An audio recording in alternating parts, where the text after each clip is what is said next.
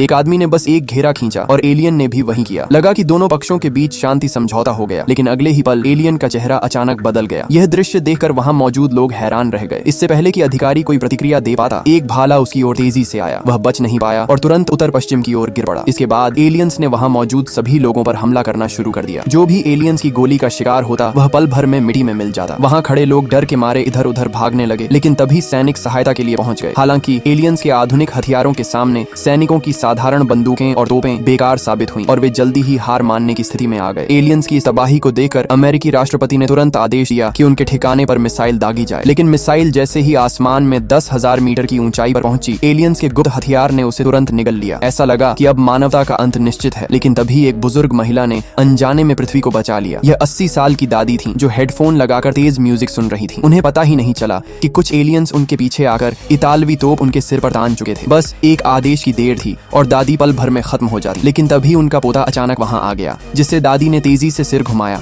और गलती से अपने हेडफोन की वायर खींच दी, जिससे म्यूजिक तेज आवाज में बजने लगा। एलियंस ने पहले कभी ऐसा संगीत नहीं सुना था और वे इसे सहन नहीं कर सके। देखते ही देखते वे इतने प्रभावित हुए कि उनके दिमाग ने काम करना बंद कर दिया। पोते ने यह देखा और तुरंत समझ गया कि संगीत का उपयोग करके एलियंस को हराया जा सकता है। इस समय पृथ्वी पर स्थिति बेहद खराब थी, क्योंकि एलियंस अपने उन्नत हथियारों से निर्दोष लोगों की हत्या कर रहे थे। इसके बाद दादी और उनका पोता तुरंत कार से रेडियो स्टेशन पहुंचे और वहां से पूरे शहर में म्यूजिक का प्रसारण कर दिया। आखिरकार इंसानों की इस तरकीब से सभी एलियंस खत्म हो गए और पृथ्वी को बचा लिया गया।